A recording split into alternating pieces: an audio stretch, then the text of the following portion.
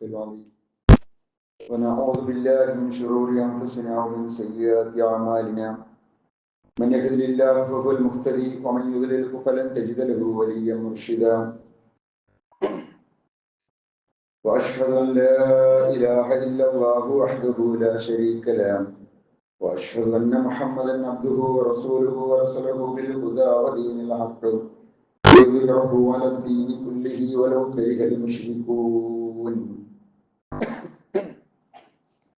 اللهم صل على محمد وعلى آل محمد كما صليت على إبراهيم وعلى آل إبراهيم إنك حميد مجيد اللهم بارك على محمد وعلى آل محمد كما باركت على إبراهيم وعلى آل إبراهيم إنك حميد مجيد أما بعد فإن خير الحديث كتاب الله وخير الهدي هدي محمد صلى الله عليه وسلم وشر الأمور محدثاتها وكل محدثة بدعة وكل بدعة ضلالة وكل ضلالة في النار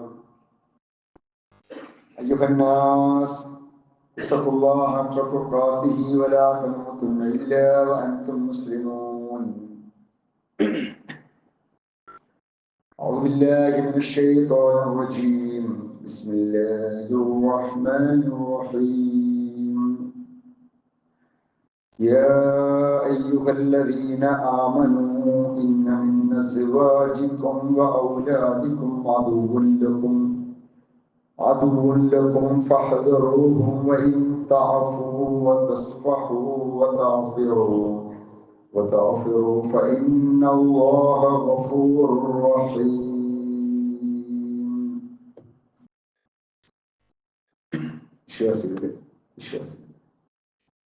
സർവ ലോകരക്ഷിതാവായ അല്ലാഹുവിന്റെ നിയമനിർദ്ദേശങ്ങൾ യഥാവിധി ജീവിതത്തിൽ പുറത്തുവാനും വിശ്വാസിയായി ജീവിച്ച് ഈമാനോടെ മരിക്കുവാനും പരിശ്രമിക്കണമേ എന്ന് എന്നെയും നിങ്ങളെ ഓർമ്മിപ്പിക്കുകയാണ്. കരുണാവാരിധിയായ നാഥൻ അവനെ ഭയപ്പെട്ട് ജീവിക്കുന്ന മുത്തഖീങ്ങളായ ദാസന്മാരുടെ കൂട്ടത്തിൽ നമ്മെ അവരെ ഉൾപ്പെടുത്തി അനുഗ്രഹിക്കുമാറാവുന്നു.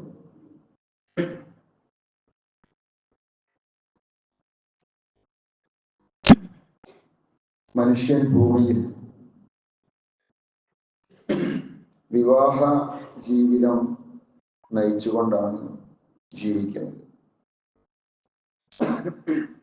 വിവാഹം എന്ന് പറയുന്നത് ഇസ്ലാമിലെ ഒരു സുന്നത്താണ്. അതോടൊപ്പം മനുഷ്യ പ്രകൃതിയുടെ തേട്ടവുമാണ്.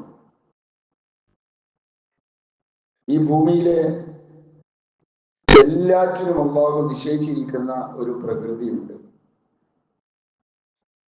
സൂറത്ത് നബയിലൂടെ അല്ലാഹു പറയുന്നുണ്ട്, വഖലഖനാകും അസ്വാജ, നിങ്ങൾ നാം സൃഷ്ടിച്ചിരിക്കുന്നത് ഇണകളായും കൊണ്ടാണ്. മനുഷ്യന്റെ വംശത്തിന്റെ നിലനിൽപ്പ്, ആ നിലനിൽപ്പിന് അല്ലാഹു നിശ്ചയിച്ചിരിക്കുന്ന മാർഗം വിവാഹ ജീവിതമാണ്. മനുഷ്യരിൽ മാത്രമല്ല, ഭൂമിയിലെ ജീവജാതികളിൽ അഖിലവും ഈ ഒരു പാരസ്പര്യം നമുക്ക് കാണുവാൻ സാധിക്കും. വിശുദ്ധ ഖുർആൻ സൂചിപ്പിക്കുന്നുണ്ട്, വമിൻ കുല്ലി ഷൈഇൻ ഖലഖനാ സൗജൈനി ലഅല്ലകും തദക്കറൂൻ. എല്ലാറ്റിലും നാം ഇണ എന്ന് പറയുന്ന, മെയിൽ ഫീമെയിൽ എന്ന് പറയുന്ന ഒരു പാരസ്പര്യം സൃഷ്ടിച്ചിരിക്കുന്നത് നിങ്ങൾ ചിന്തിക്കുന്നതിന് വേണ്ടിയാണ്. സൂറത്ത് ദാരിയാത്ത്, സൂറത്ത് യാസീനിലൂടെ അല്ലാഹു പറയുന്നത്, സുബ്ഹാനല്ലദീ ഖലഖൽ അസ്വാജ കുല്ലഹ, എല്ലാറ്റിലും ഈ ഒരു ഇണ സങ്കല്പം, ഇണ പാരസ്പര്യം ഉണ്ടാക്കിയിരിക്കുന്ന അല്ലാഹു അവൻ എത്ര പരിശുദ്ധനാണ്. മിമ്മ തുംബിത്തുൽ അർള, അത് നാം പൊതുവെ ജീവനുണ്ട് എന്ന് വിളിക്കുന്ന ജീവികളിൽ മാത്രമല്ല, ഭൂമിയിൽ മുളപ്പിക്കുന്ന, ഭൂമിയിൽ മുളച്ചു പൊന്തുന്ന ചെടികളിൽ പോലും നിങ്ങൾക്കത് കാണുവാൻ സാധിക്കുന്നു. ഒമിൻ അംഫുസിക്കും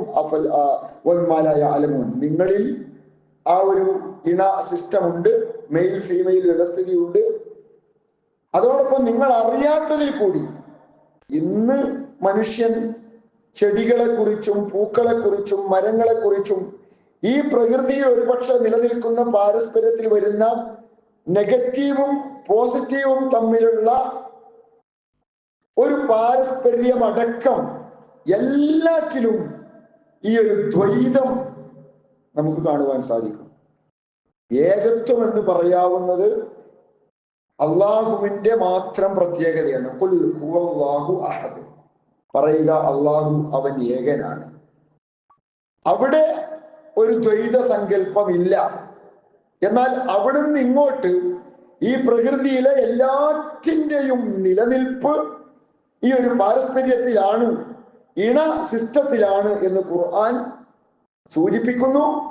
വരാനിരിക്കുന്ന ഭാവിയിൽ കണ്ടെത്താനിരിക്കുന്ന കാര്യങ്ങളിലേക്ക് കൂടി സൂചന നൽകിക്കൊണ്ടാണ് ഈ കാര്യങ്ങൾ ഖുർആനിലൂടെ സൂറത്ത് യാസീനിലൂടെയും അതേപോലെ തന്നെ ഖാഫിലൂടെയും സൂറത്ത് ദാരിയാത്തിലൂടെയും ഒക്കെ അള്ളാഹു പഠിപ്പിക്കുന്നത്. വൽ അർള മദദ്നാഹ വഅൽഖൈനാ ഫീഹാ റവാസിയ, ഭൂമി അള്ളാഹു ഈ ഒരു പ്രത്യേക രീതിയിൽ വികസിപ്പിച്ചു കൊണ്ടിരിക്കുന്നു, സംവിധാനിച്ചിരിക്കുന്നു. അതിന്റെ നിലനിൽപ്പിന് വേണ്ടി അള്ളാഹു അതിൽ ഉറപ്പുള്ള ആണികളെ സ്ഥാപിച്ചിരിക്കുന്നു.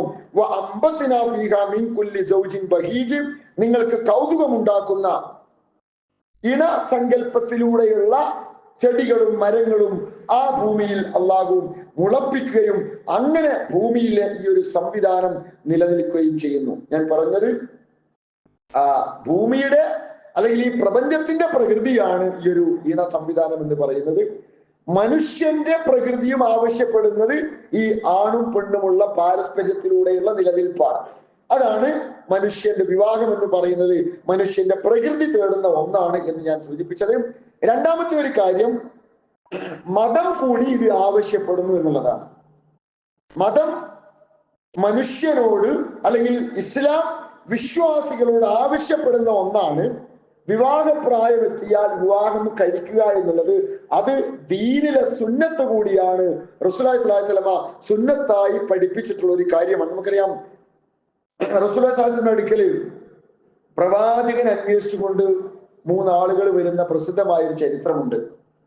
ആ വന്ന സന്ദർഭത്തിൽ റസൂലുള്ളാഹി സ്വല്ലല്ലാഹു അലൈഹി വസല്ലമ അവിടെ പ്രസന്റ് ഉണ്ടായിരുന്നില്ല. നബി സല്ലല്ലാഹു അലൈഹി വസല്ലമയുടെ ഭാര്യമാരോട്, ആയിഷ റളിയല്ലാഹു വന്ന ആളുകൾ റസൂലുള്ളാഹി സ്വല്ലല്ലാഹു അലൈഹി വസല്ലമയുടെ ആരാധനാ രീതികളെ കുറിച്ചൊക്കെ ചോദിച്ച് മനസ്സിലാക്കി.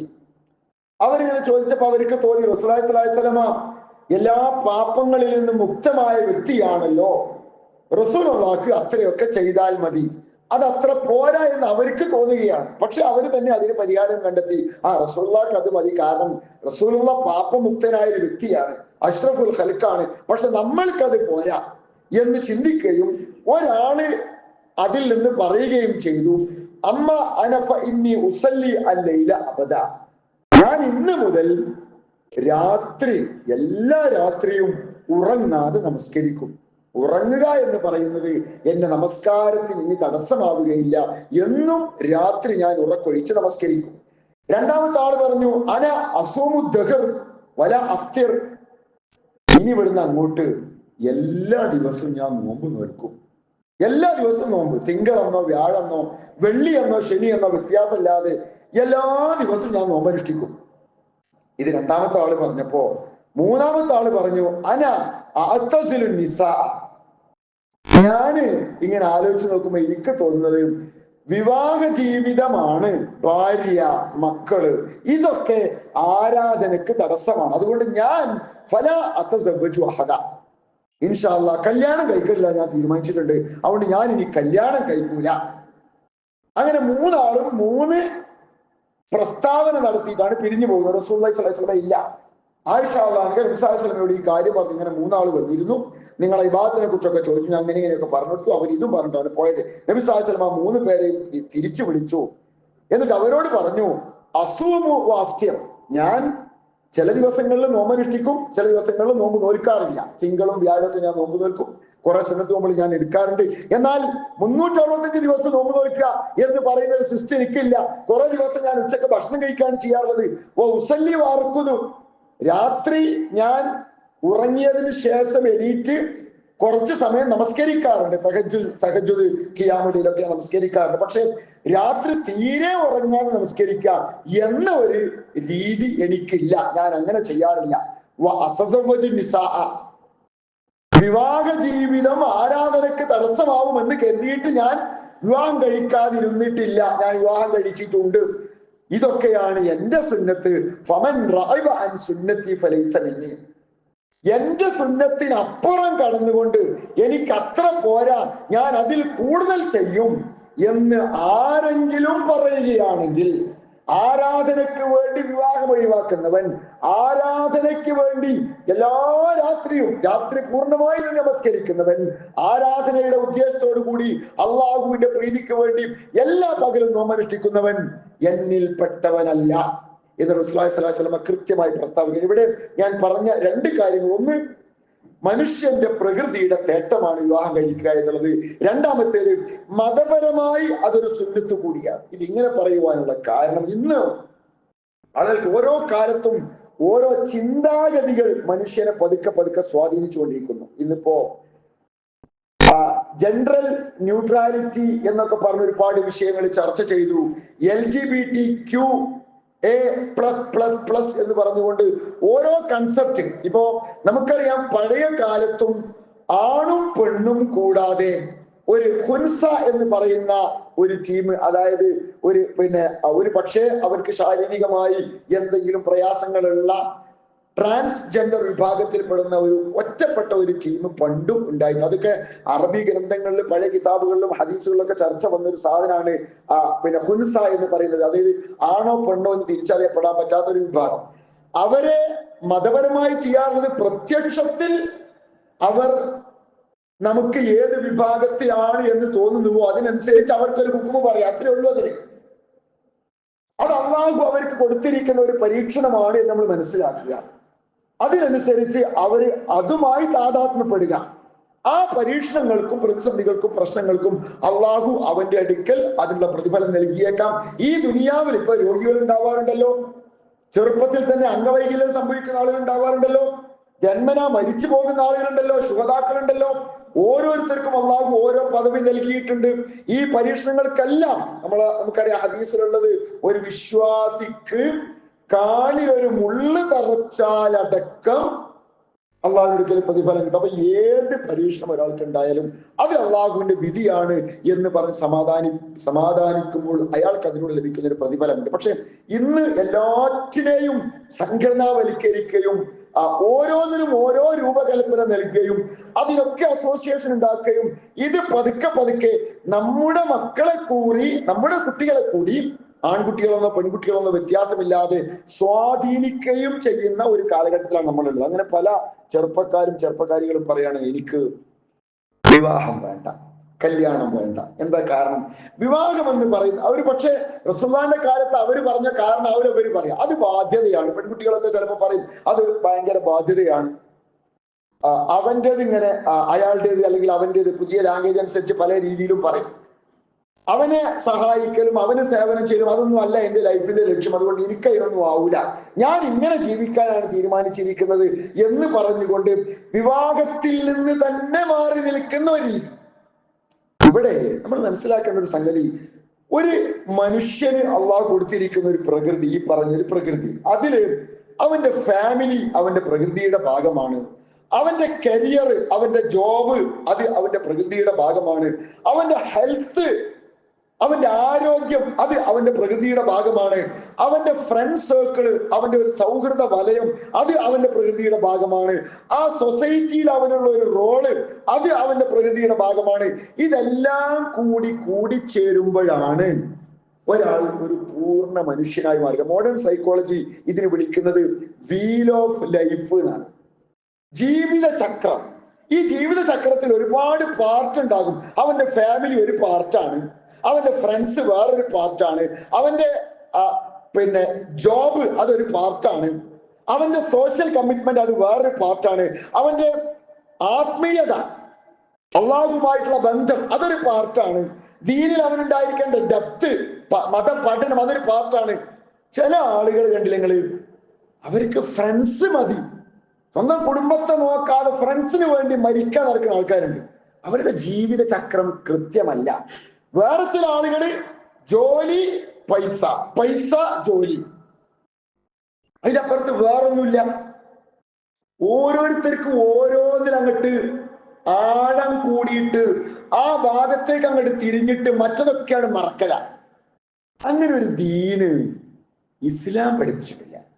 ഇത് എല്ലാം അഡ്ജസ്റ്റ് ചെയ്ത് എല്ലാറ്റിനെയും പരിഗണിച്ച് നബി സല്ലല്ലാഹു അലൈഹി വസല്ലം നോക്കൂ നിങ്ങൾ, ഭാര്യമാർക്ക് നൽകേണ്ട സമയം റസൂൽ അവർക്ക് കൊടുത്തു, സ്വഹാബാക്കൾക്ക് കൊടുക്കേണ്ട സമയം റസൂൽ അവർക്ക് കൊടുത്തു.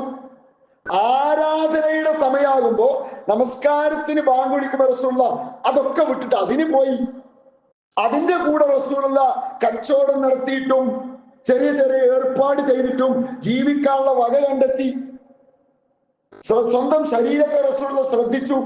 ചിലർക്കൊക്കെ ഇങ്ങോട്ട് ഹെൽത്ത് കണ്ട് തലക്ക് പിടിച്ചാൽ പിന്നെ ആരോഗ്യം ചില നല്ലതാണ്, ആരോഗ്യം വളരെ പ്രധാനപ്പെട്ടതാണ്. ഒരു മുസ്ലിം ആരോഗ്യവാനായിരിക്കണം. അതിന് നമ്മുടെ നാട്ടിൽ എന്തെങ്കിലും അതിന് പറ്റുന്ന സംവിധാനം അതിലൊക്കെ നമ്മൾ ബന്ധപ്പെടണം. അല്ലാതെ നമ്മളിങ്ങനെ പിന്നെ ഒരു ആരോഗ്യമൊന്നും ശ്രദ്ധിക്കാതെ വെറും വയറും വീർപ്പിച്ച് പിന്നെ ഭക്ഷണം കഴിച്ച് മാത്രം നടക്കുന്നവരാകാൻ പാടില്ല ഒരു മുസ്ലിം. അവന്റെ ഹെൽത്ത് അവസ്ഥ. പക്ഷെ ചിലര് എല്ലാം വിട്ടിട്ട് ജോലി പോലും നഷ്ടപ്പെടുത്തിയിട്ട് കുടുംബം നോക്കാതെ അവനെന്താണ്, അവന് ഫുൾ ടൈം പ്രാക്ടീസ്, ജിമ്മ്, അങ്ങനെയൊക്കെ ചില ന്യൂ ജനറേഷനിലെ കാണാൻ പറ്റും. വേറെ ഒന്നുമില്ല, 10 പൈസന്റെ വരുമാനം ഉണ്ടാക്കണം എങ്ങനെയാണെന്നുള്ള ഓൻ അറിയില്ല. ഓൻ 8 മണിക്കൂർ ജിമ്മിലാണ്. തിരിച്ചുണ്ട് പൈസ ഉണ്ടാക്കുന്നത് മാത്രം ചിന്തിക്കുക. അവന്റെ ഹെൽത്തിനെ കുറിച്ച് ഒരു ഹെൽത്ത് കോൺഷ്യസ് എന്ന് പറയുന്ന ഒന്നും അവന്റെ ജീവിതത്തിൽ തന്നെ ഇല്ല. ഇത് വീൽ ഓഫ് ലൈഫ് കൃത്യമായി അള്ളാഹുവിന്റെ റസൂല് പഠിപ്പിച്ചതാണ്. നോക്കൂ നിങ്ങൾ, സൽമാൻ റളിയല്ലാഹു അൻഹുവിന്റെ ഒരു വാചകം. സൽമാന്റെ വീട്ടിലെ സൽമാൻ അബൂദർദാവിന്റെ വീട്ടിലേക്ക് വിരുന്നിന് ചെല്ലുകയും അബൂദർദാവ് വല്ലാതെ ആരാധനകളിൽ മുഴുകുകയും ചെയ്തപ്പോ സൽമാൻ തിരുത്തി കൊടുത്തുകൊണ്ട് സൽമാൻ റളിയല്ലാഹു അൻഹു പറഞ്ഞ വാചകം, ഇന്നലി നഫ്സിക അലൈക ഹഖ്, നിന്റെ ശരീരത്തോട് നിനക്ക് ഒരു ബാധ്യതയുണ്ട്. വലി റബ്ബിക അലൈക ഹഖ്, നിന്റെ റബ്ബിനോട് നിനക്ക് ചില ബാധ്യതകളുണ്ട്. വലി ദൈഫിക അലൈക ഹഖ്, നിന്റെ ഗസ്റ്റിനോട് അതിഥിയോട് നിനക്ക് ചില ബാധ്യതകളുണ്ട്. വലി അഹ്ലിക അലൈക ഹഖ്, നിന്റെ ഭാര്യയോട് നിനക്ക് ചില ഉത്തരവാദിത്തങ്ങളുണ്ട്. ചിലര് അവരങ്ങനെ ടൂർ പോകും, ഫുൾ ടൈം ടൂറാ. എന്നാ കുടുംബത്തില് 3 മക്കളും ഒരു വൈഫുണ്ട്, ഇല്ല, അവരെ പരിഗണിക്കുന്നില്ല. യാത്ര, ട്രിപ്പ്, അതും ചെയ്യും, അതൊക്കെ ഇസ്ലാമിൽ പറഞ്ഞു തന്നെയാണ്. ഒരു എന്റർടൈൻമെന്റിനുള്ള അവസരങ്ങൾ കണ്ടതാണ്. പക്ഷെ അത് ഇയാൾക്ക് മാത്രമാണോ? ഇതിനെ ബാലൻസ് ചെയ്യുക എന്ന് പറയുന്നത് അത് വളരെ പ്രധാനപ്പെട്ട ഒന്നാണ്. അത് പലപ്പോഴും ഉൾക്കൊള്ളാത്ത ആളുകളാണ്. അങ്ങനെ ഒരു കുടുംബ പശ്ചാത്തലമൊക്കെ വരുമ്പോഴാണ് നമ്മുടെ കുട്ടികളും എന്നാ പിന്നെ എനിക്ക് കല്യാണം വേണ്ട എന്ന് തീരുമാനിച്ച് ആർക്കോ വേണ്ടി ജീവിതം ഹോമിച്ച് ജോബിന് വേണ്ടി സാക്രിഫൈസ് ചെയ്ത്, അങ്ങനെയൊക്കെയാണ് ന്യൂ ജനറേഷനിൽ ചില ട്രെൻഡുകൾ.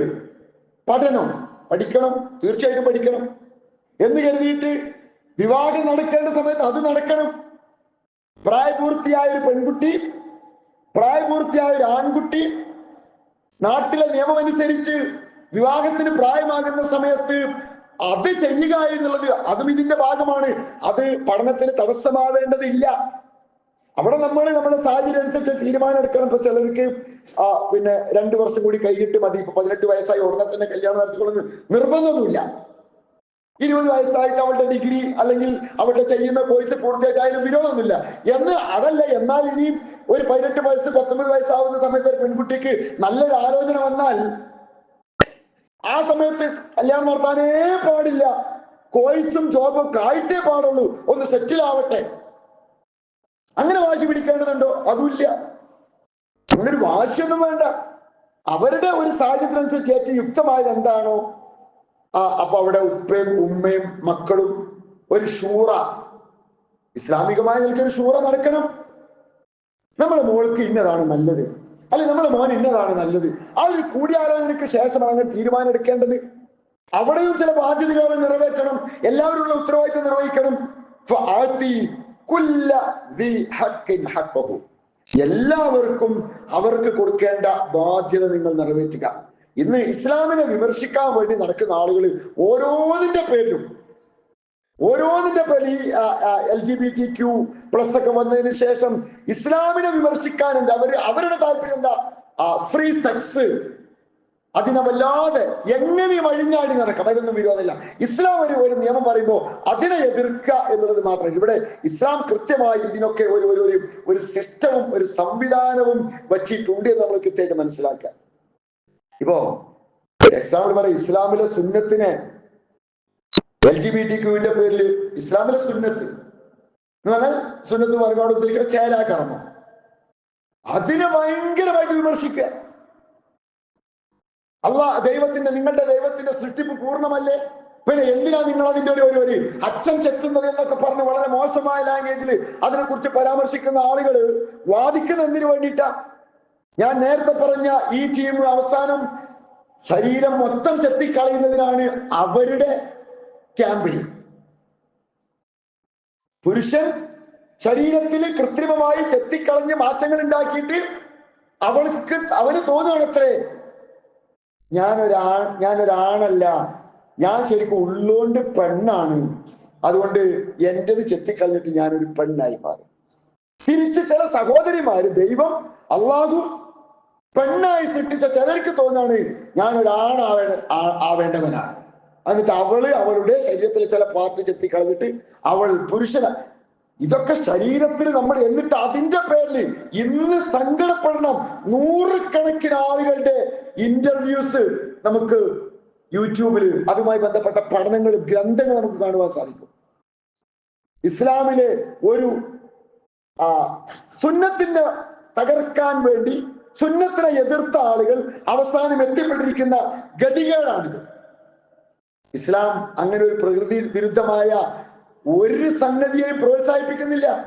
മനുഷ്യന്റെ പ്രകൃതിക്ക് യോജിക്കുന്ന ഒന്ന് മാത്രമാണ് ഇസ്ലാമിന്റെ കൽപ്പനകൾ. അത് കൃത്യമായി നമ്മൾ ചെറുപ്പത്തിൽ തന്നെ നമ്മൾ മനസ്സിലാക്കണം.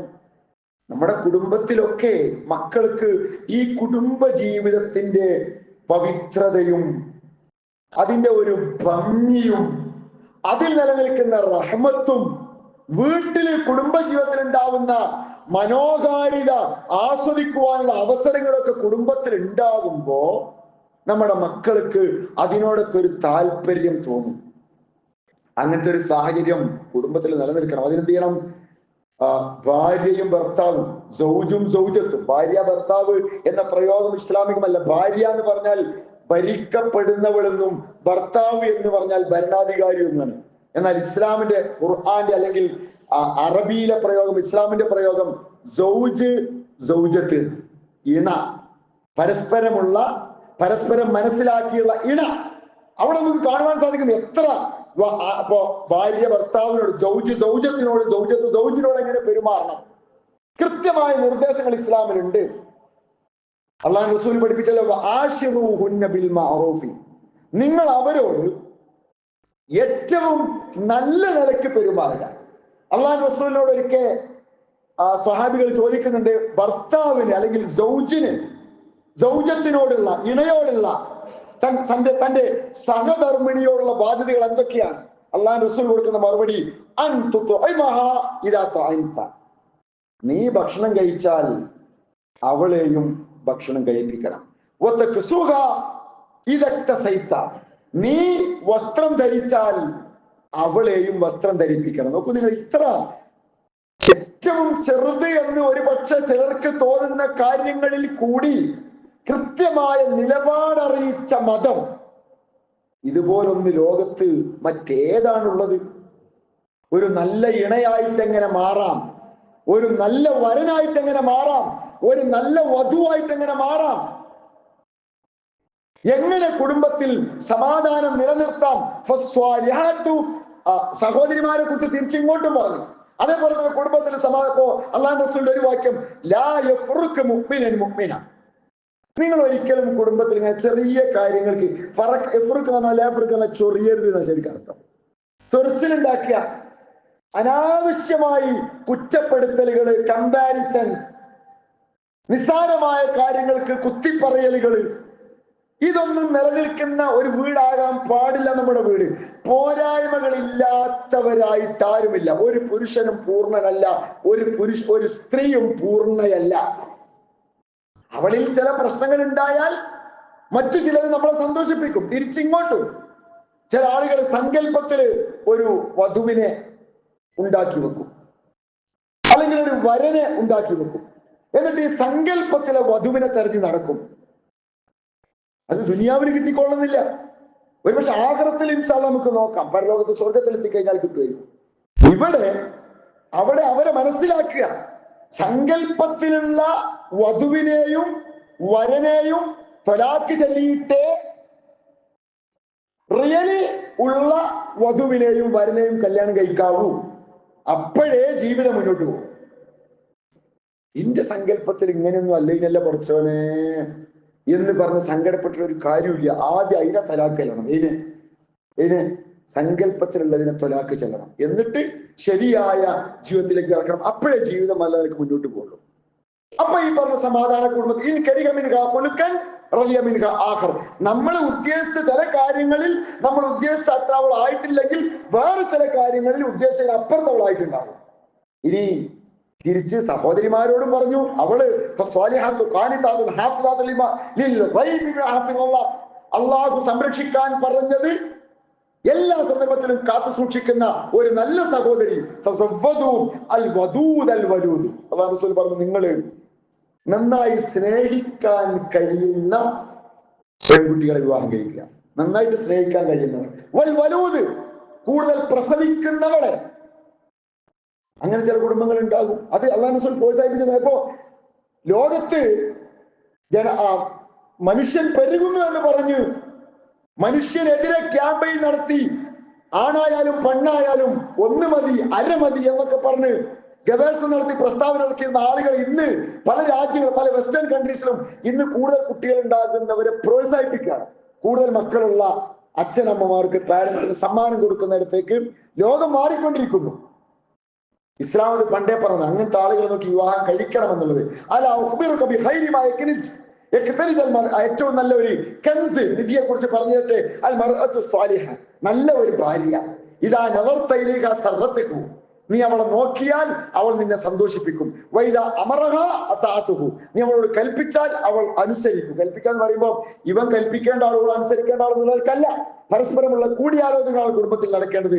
വൈദ ഹാബാൻഹ ഹഫിളതുഹു ഐ ഫീ മാലിക വനഫ്സിഹ, നിന്റെ അഭാവത്തിൽ അവൾ നിന്റെ സമ്പത്തിനെയും നിന്റെ വീടിനെയും അവളെയും സംരക്ഷിക്കും. അങ്ങനെ ഒരു നല്ല കുടുംബനാഥനും കുടുംബനാഥയുമായി നമ്മൾ മാറിയാൽ മക്കൾക്ക് നമ്മൾ മാതൃകയാവും. അപ്പോ ഈ പുതിയ ചിന്താഗതികൾ അവരെ സ്വാധീനിക്കുകയില്ല.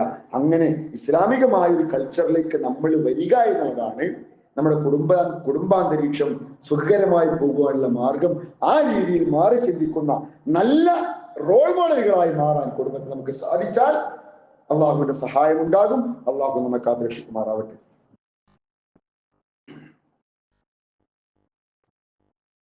അൽഹംദുലില്ലാഹി അൽഹംദുലില്ലാഹിൽ വാഹിദിൽ ഖഹാർ അസീസുൽ ഗഫാർ വസ്സലാത്തു വസ്സലാമു അലാ മൻ അർസലഹു കാഫത്തൻ ലിന്നാസ് ബിത്തബ്ശീർ വൽ ഇൻദാർ വഅലാ ആലിഹിൽ അത്ഖിയാഇൽ അബ്റാർ വഅലാ അസ്ഹാബിഹിൽ അസ്ഫിയാഇൽ അഖിയാർ മാ ദാമത് സമാവാതു വൽ അർദു വൽ അൻവാർ അമ്മാ വലൈതഖുല്ലാഹ്.